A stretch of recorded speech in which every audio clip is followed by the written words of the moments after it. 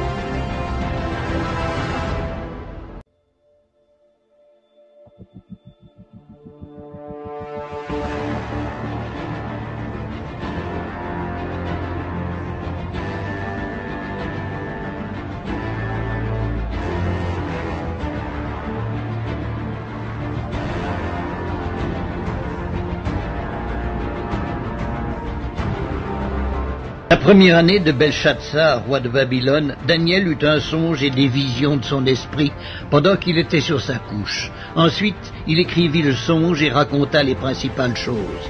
Daniel commença et dit, « Je regardai pendant ma vision nocturne, et voici, les 4 vents des cieux firent irruption sur la grande mer, et 4 grands animaux sortirent de la mer, différents l'un de l'autre. Le premier était semblable à un lion et avait des ailes d'aigle. Je regardai jusqu'au moment où ses ailes furent arrachées. Il fut enlevé de terre et mis debout sur ses pieds comme un homme, et un cœur d'homme lui fut donné. Et voici un second animal était semblable à un ours, et se tenait sur un côté. Il avait 3 côtes dans la gueule entre les dents, et on lui disait « Lève-toi, mange beaucoup de chair ». Après cela, je regardai, et voici, un autre était semblable à un léopard, et avait sur le dos 4 ailes, comme un oiseau. Cet animal avait 4 têtes, et la domination lui fut donnée. Après cela, je regardai pendant mes visions nocturnes, et voici, il y avait un 4e animal, terrible, épouvantable, et extraordinairement fort. Il avait de grandes dents de fer, il mangeait, brisait, et foulait aux pieds ce qui restait. Il était différent de tous les animaux précédents, et il avait 10 cornes. Je considérai les cornes, et voici, une autre petite corne sortit du milieu d'elle, et 3 des premières cornes furent arrachées devant cette corne. Et voici, elle avait des yeux comme des yeux d'homme, et une bouche qui parlait avec arrogance. Je regardai pendant que l'on plaçait des trônes, et l'ancien des jours s'assit. Son vêtement était blanc comme la neige, et les cheveux de sa tête étaient comme de la laine pure. Son trône était comme des flammes de feu, et les roues comme un feu ardent. Un fleuve de feu coulait et sortait de devant lui. 1000 milliers le servaient, et 10 000 millions se tenaient en sa présence. Les juges s'assirent, et les livres furent ouverts. Je regardai alors à cause des paroles arrogantes que prononçait la corne, et tandis que je regardais, l'animal fut tué et son corps fut anéanti, livré au feu pour être brûlé. Les autres animaux furent dépouillés de leur puissance, mais une prolongation de vie leur fut accordée jusqu'à un certain temps. Je regardais pendant mes visions nocturnes, et voici, sur les nuées des cieux arriva quelqu'un de semblable à un fils de l'homme. Il s'avança vers l'ancien des jours, et on le fit approcher de lui. On lui donna la domination, la gloire et le règne. Et tous les peuples, les nations et les hommes de toutes les langues le servirent. Sa domination est une domination éternelle qui ne passera point, et son règne ne sera jamais détruit. Moi, Daniel, j'eus l'esprit troublé au-dedans de moi, et les visions de ma tête m'effrayèrent. Je m'approchai de l'un de ceux qui étaient là, je lui demandai ce qu'il y avait de vrai dans toutes ces choses. Il me le dit et m'en donna l'explication. Ces 4 grands animaux, ce sont 4 rois qui s'élèveront de la terre. Mais les saints du Très-Haut recevront le royaume, et ils posséderont le royaume éternellement, d'éternité en éternité. Ensuite, je désirais savoir la vérité sur le 4e animal, qui était différent de tous les autres, extrêmement terrible, qui avait des dents de fer et des ongles d'airain, qui mangeait, brisait et foulait aux pieds tout ce qui restait. Et sur les 10 cornes qu'il avait à la tête et sur l'autre qui était sortie, et devant laquelle 3 autres étaient tombés, sur cette corne qui avait des yeux, une bouche parlant avec arrogance et une plus grande apparence que les autres, je vis cette corne faire la guerre aux saints et l'emporter sur eux jusqu'au moment où l'ancien des jours vint donner droit aux saints du Très-Haut, et le temps arriva où les saints furent en possession du royaume. Il me parla ainsi. Le 4e animal, c'est un 4e royaume qui existera sur la terre, différent de tous les royaumes, et qui dévorera toute la terre, la foulera et la brisera. Les 10 cornes, ce sont 10 rois qui s'élèveront de ce royaume. Un autre s'élèvera après eux, il sera différent des premiers, et il abaissera 3 rois. Il prononcera des paroles contre le Très-Haut, il opprimera les saints du Très-Haut, et il espérera changer les temps et la loi. Et les saints seront livrés entre ses mains pendant un temps, des temps, et la moitié d'un temps. Puis viendra le jugement, et on lui ôtera sa domination, qui sera détruite et anéantie pour jamais. Le règne, la domination et la grandeur de tous les royaumes qui sont sous les cieux seront donnés au peuple des saints du Très-Haut. Son règne est un règne éternel, et tous les dominateurs le serviront et lui obéiront. Ici finirent les paroles. Moi, Daniel, je fus extrêmement troublé par mes pensées, je changeai de couleur et je conservai ces paroles dans mon cœur.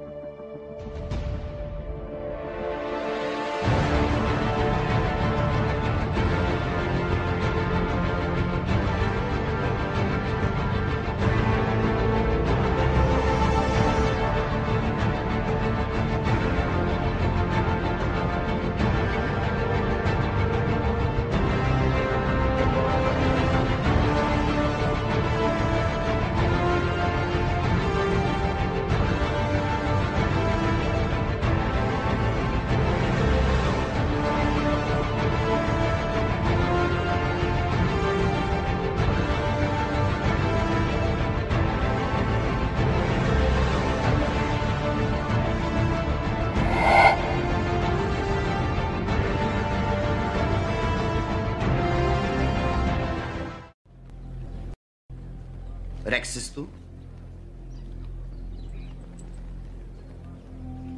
Regni meum non est hoc mundo. Si esset, putas ministri mei isto sic tradere mei. Si vicent. Ant malca, ergo rexistu. Ego in hoc natus sum. Ut testimonium veritati perebeam. Omnes qui veritatem audiunt. Vocem meam audiunt. Pour mes disciples, à cet amour que vous aurez les uns pour les autres. Heureux les pauvres en esprit, car le royaume des cieux est à eux. Heureux les affligés, car ils hériteront la terre.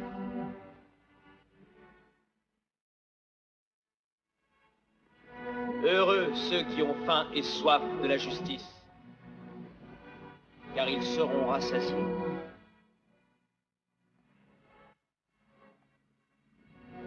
Heureux les miséricordieux, car ils obtiendront miséricorde. Heureux ceux qui sont purs dans leur cœur, car ils verront Dieu. Heureux ceux qui procurent la paix, car ils seront appelés fils de Dieu. Heureux ceux qui sont persécutés pour la cause de la justice, car à eux est le royaume des cieux. Heureux serez-vous lorsqu'on vous outragera, qu'on vous persécutera, et qu'on dira faussement de vous toutes sortes de mal à cause de moi. Réjouissez-vous.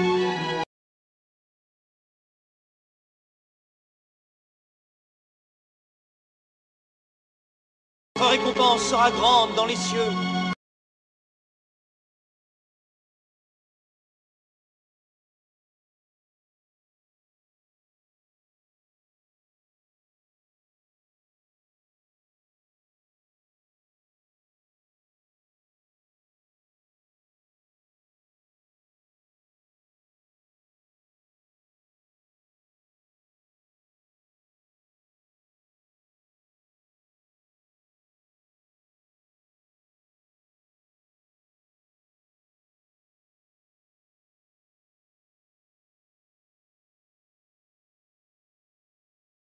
More than one small country. It is a big idea, a new world order, where diverse nations are drawn together in common cause.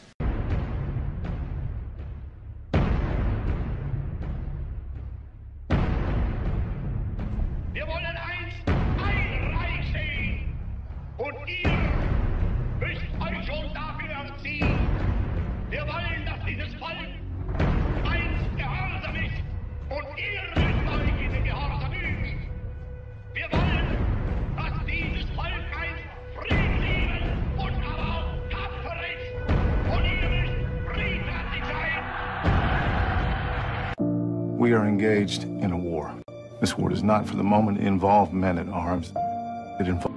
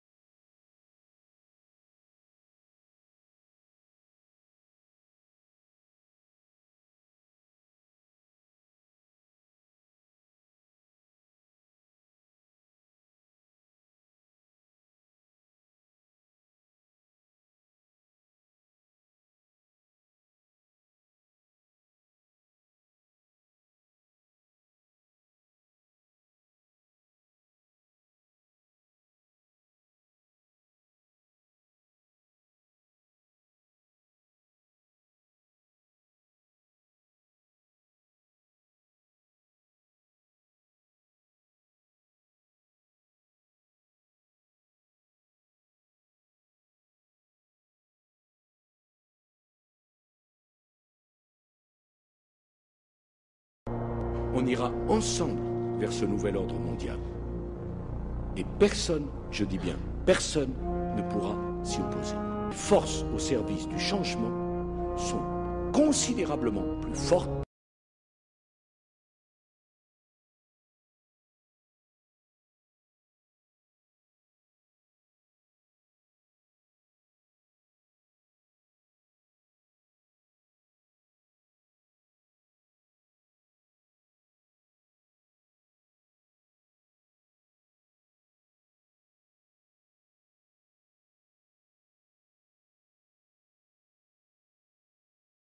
Activity with very limited experience with him myself, whereas my experience was much more prevalent with Hillary Clinton, because Hillary is also bisexual, leaning more towards a homosexual end, and it was she who accessed my sex programming.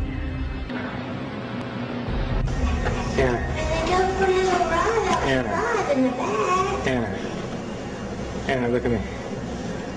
Riley thinks you've absolutely lost your mind. Huh? Riley thinks you've lost your mind. I didn't lose my mind. She thinks you have. I didn't. Is this a mushroom trip? Huh? Is this a mushroom trip? Huh? Is this a mushroom trip? What do you mean? I'm kidding. What does that mean? I'm kidding. I said this footage is worth money. Why? What footage? This thing you're looking into? It's a camera. Un clip, il faut bien retenir ça. Un clip, c'est un clip parce que voilà, je travaille sur un support, un album, donc je fournis des clips. Mais ça, ce ne sont pas des clips, ce sont des images avec des messages subliminaux que certains arrivent à détecter et d'autres pas. Okay.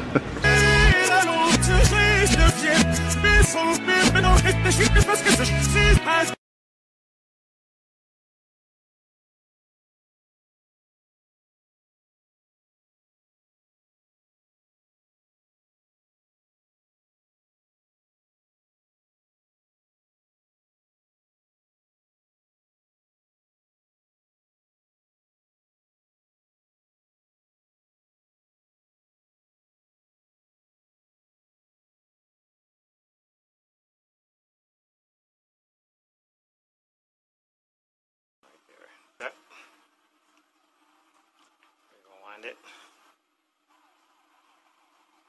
Get up. Okay.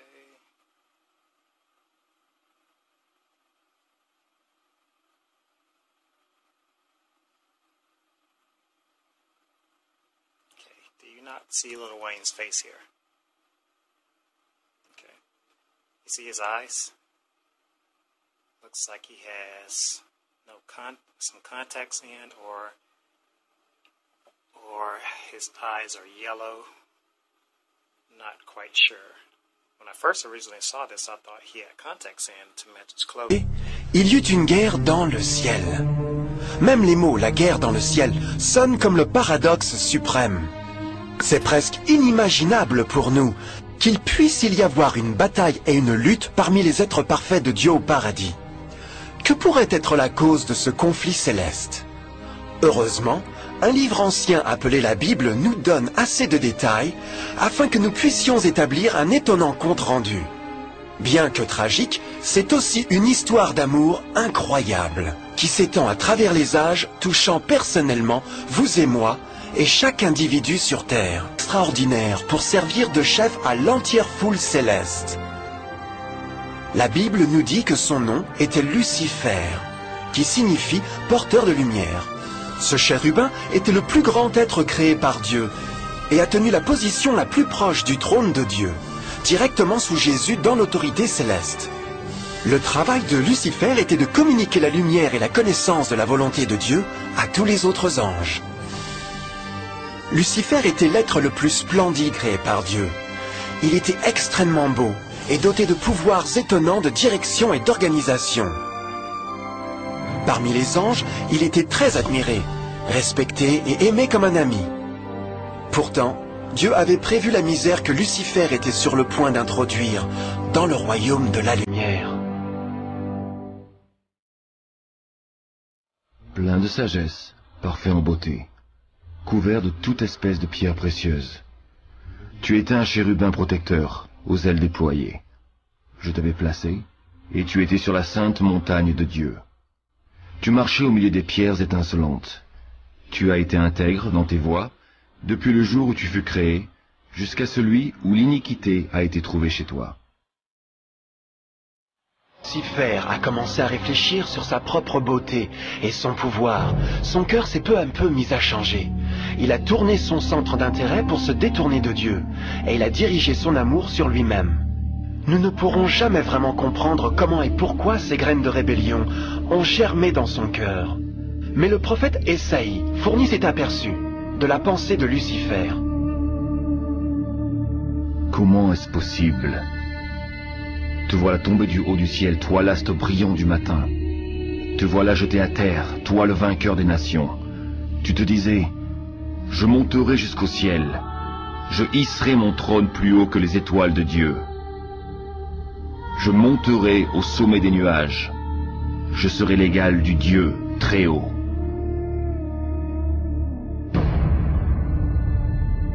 Lucifer a progressivement commencé à convoiter le pouvoir de Dieu, mais pas son caractère. Comme il a pensé à ses extraordinaires capacités et à sa beauté, les tentacules malignes de fierté et de vanité ont saisi son esprit. ce ressentiment et jalousie l'ont finalement conduit à violer la loi sainte de Dieu et à se rebeller contre son gouvernement. Nous devons marquer une pause ici et éclaircir quelque chose. Au commencement, Dieu a décrété les lois de physique pour régir le monde matériel dans lequel nous vivons. Sans les lois naturelles de l'univers, ce serait le chaos. De la même manière, la loi morale de Dieu a toujours assuré la sécurité et la stabilité dans le cosmos. Certains croient que les 10 commandements n'ont pas existé, jusqu'à ce que le Seigneur les ait livrés à Moïse sur le mont du Sinaï. Mais l'Écriture nous enseigne que les principes de la loi de Dieu ont existé à travers l'éternité, car ils sont le fondement même de son royaume céleste d'amour. Toutes ces ordonnances sont véritables, affermies pour l'éternité, faites avec fidélité et droiture. Qu'aucun ange n'avait jamais entendu un mensonge. Et à ce stade précoce de la rébellion, les anges n'ont pas réalisé à quel point Lucifer serait obsédé à acquérir la position de Dieu. Ils n'ont pas su qu'il daignerait par la suite à torturer et assassiner le propre Fils de Dieu sur la croix, dans une tentative pour s'emparer de son trône. Étrangement, Lucifer a pensé qu'il pourrait dissimuler sa véritable attention à Dieu. Malheur à ceux qui cachent leurs desseins pour les dérober à l'Éternel, qui font leurs œuvres dans les ténèbres et qui disent « Qui nous voit et qui nous connaît ?» Alors une bataille s'engagea dans le ciel.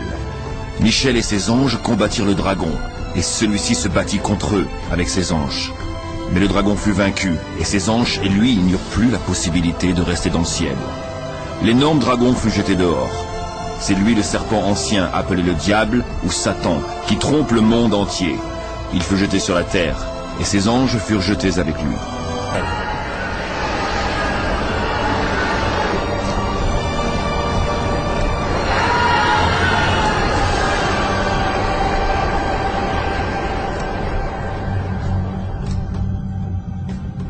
Mais que se passera-t-il ensuite? Lucifer avait maintenant des milliers d'anges de son côté, mais il avait besoin d'une plateforme d'action pour continuer sa révolte. Bientôt, bien trop tôt, l'univers commencerait à comprendre comment pénibles et coûteux les salaires du péché pourraient être. Car la guerre n'était pas finie, elle venait de commencer. Lucifer, le porteur de lumière, était maintenant devenu Satan, l'adversaire.